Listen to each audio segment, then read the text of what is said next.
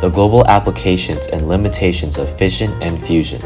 Starting off with fission, there is no other massive source of energy than nuclear power plants. It's practically responsible for part of your electricity, which is what you're using right now to watch this video.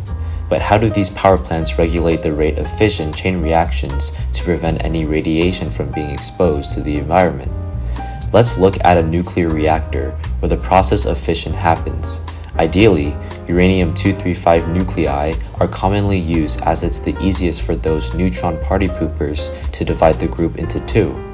When a nucleus first undergoes fission, it releases more neutrons that are headed towards other nuclei, initiating a chain reaction. Fortunately, there are control rods that absorb the neutrons and prevent them from colliding with other nuclei and slowing down the chain reaction. In layman's terms, control rods are basically the police that manages to catch and arrest some of those party pooper neutrons from causing chaos. In addition, the fuel rods that contain the uranium sample also undergo fission. As a result, they release their heat energy towards cold water, which now becomes hot. Finally, the hot water is used to create steam, which powers turbines and generates electricity. While the use of nuclear power plants can reduce global warming by saving greenhouse gases from being emitted, it can still pose a significant threat to the global environment through deadly background radiation.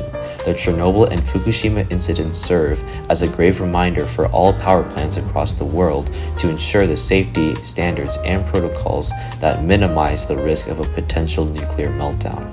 Lastly, fusion. Many scientists strive to build a nuclear fusion reactor, but can we ask ourselves, is the world ready for this technology of such magnitude? A generic answer to this question, we might need certain materials that can withstand astronomically high temperatures, otherwise a fusion reaction can't occur. Although achieving nuclear fusion on Earth may prove difficult today, it could replace most sources of energy through its abundant electricity generation and a significant reduction in climate change. It's quite exciting to think about the future of nuclear physics and its global applications.